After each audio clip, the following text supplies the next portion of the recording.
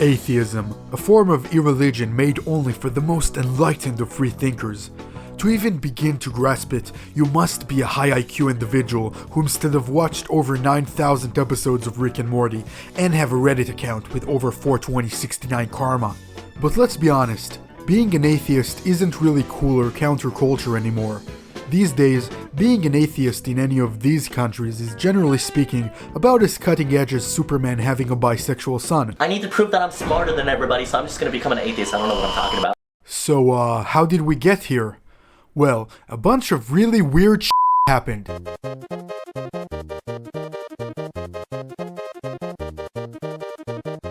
Despite what one might assume, atheism is pretty damn old.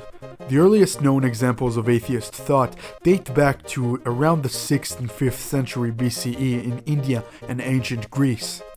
However, atheism stayed pretty niche for the most part until it started to truly hit it big in the West around the Age of Enlightenment, with all these hip new thinkers who were beginning to challenge the long-standing status quo on the divine. Atheism soon became a big component in Marxism, which was the backbone of many political movements that would go on to shape the 20th century, which was when atheism seriously got mainstream with the rise of state atheism, which was practiced in Soviet Russia, many Eastern European and Balkan countries, East Germany, Czechoslovakia, France, Mexico, Vietnam, Cuba, Cambodia, and is still practiced to this day in China and North Korea. Common wisdom suggests that having no freedom of religion in your country is not a great sign, whether the state is imposing religion or irreligion. And it would seem that common wisdom is in fact correct. In the aftermath of Marxism in the late 20th century, it seemed that atheism was going to become just another form of irreligion and part of the diverse belief canon of the free world. However, religion in the First World has been on a rampant decline for a while now, and hard atheism was becoming quite popular again. A moment many point to in the rise of contemporary atheism is the publication of The God Delusion by Richard Dawkins in 2006, a book which became a massive success and the subject of fiery controversy, bringing it to the forefront of the debate, helping inspire a new wave of outspoken atheist thought, often dubbed New Atheism. Simultaneously, atheism was getting quite popular on the new frontier. I'm gonna do an internet! Atheist and skeptic bloggers, commentators, and creators began to form a community around their ideas online. With atheism now on the global stage, its thinkers superstars, and its creators and commentators popular on the web, atheism was truly at peak fedora mode. But things were about to change, really fast. Enter Elevatorgate. Hey, Vsauce, Michael here. Everybody always talks about the long-lasting impact of the storm known as Gamergate from 2013, but an even more absurd internet fail known as Elevatorgate actually predates it, and its impact on the atheist and skeptic community is comparable to the impact Gamergate had on gaming. Here's the short version. The date is June 21st, 2011. The World Atheist Convention is taking place at Dublin, Ireland. Feminist and skeptic blogger Rebecca Watson, also known as Skepchick, finishes giving her talk. Afterwards, she and the gang went to the bar to get wasted and talk more about how God sucks or whatever. The clock strikes 4 AM and Watson decides that she has had enough, so she calls it quits and takes the elevator back to her hotel room, where she meets Weirdo McWeirdface, who says, according to her, Don't take this the wrong way, but I find you very interesting and I would like to talk more. Would you like to come to my hotel room for a cup of coffee? "What? No!" Now, I think we both know what our supreme gentleman slayer here was going for, and yeah, this is obviously inappropriate and creepy behavior, no doubt. It's not cool, but let's just say that Miss Watson went on to slightly overreact to this whole thing.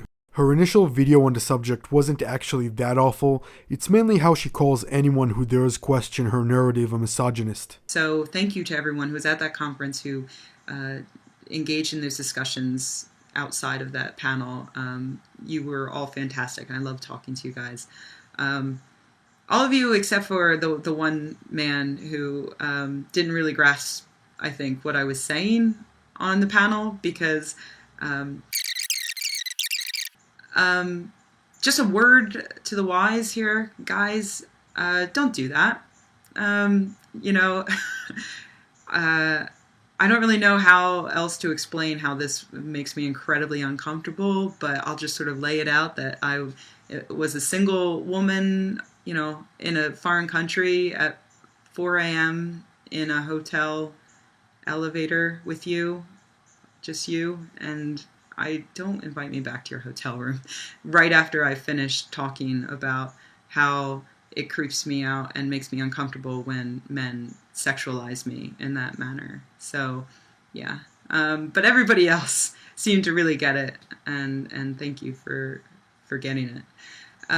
Then RN posted the video online, and the response was fascinating. I wanted to thank all of the misogynists who commented on that video, because some people will watch that video and they'll think that maybe I'm exaggerating. You know how girls are, sensitive. And then they'll read your comments and they'll realize exactly how terrible you are and how it is a problem. So then we can move on with actually helping to stop the problem. So thank you for not hiding your misogyny. Thank you for putting it on display. In early July of that year, biology professor P.Z. Mayers wrote a blog post supporting Watson, and none other than Richard Dawkins himself decided to leave a comment with one of the loasiest things I've heard a high-ranking academic say in my life. Dear Muslima, stop whining, will ya? Yes, I know you had your genitals mutilated with a razor blade, and yawn, don't tell me yet again.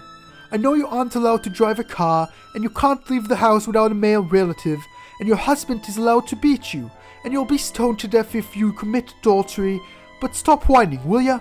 Think of the suffering your poor American sisters have to put up with. Only this week I heard of one. She calls herself Skeptic, and do you know what happened to her? A man in a hotel elevator invited her back to his room for coffee. I am not exaggerating, he really did. He invited her back to his room for coffee. Of course she said no, and of course he didn't lay a finger on her, but even so...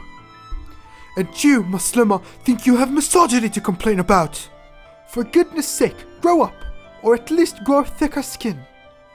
The comment, of course, generated massive amounts of butthurt by the spoiled, humorless twats over at insert generic checkmark journal publication here. This thing snowballed further and generated more controversy and polarization within the atheist and skeptic community, with people on both sides honestly getting way too heated and spouting horrendous takes at each other, and also pointing out the delicious hypocrisy of Watson and her supporters. Eventually, in August of 2012, Free Thought Blog came up with a solution.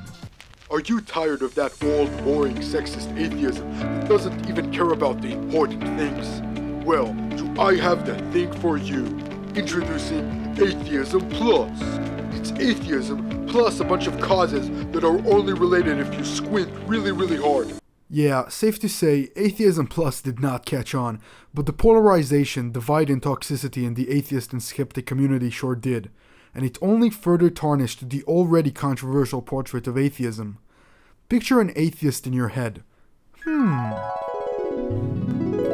On this side, I see an annoying fedora-wearing prick who likes to bash religious people and has questionable attitudes towards women and possibly reactionary political views. And on this side, I see another annoying prick sporting red-dyed hair who also likes to bash religious people and has questionable attitudes towards men and also reactionary political views. Wow, that's just like Gamergate, except with fedoras instead of controllers. The decline in traditional religion in the developed world hasn't changed, but the image of new atheism did. It pretty quickly went from being this cutting-edge countercultural academic school of thought to being, well, a complete and utter joke. Even some of its past spearheads gave up on it. Critical theory is the current cool subversive philosophy to be into anyway, or at least that's what the corpos, checkmarks, and liberal arts professors tell me. In this day and age, most people don't really care what your religion is. Just be respectful and at least baseline moral, and it's all good, right? Sweaty, religion is actually very problematic. Let's unpack— Anybody with a different religion than mine is an amoral deviant! Hey, shut up! No, you shut up! You're both cringe. The 21st century.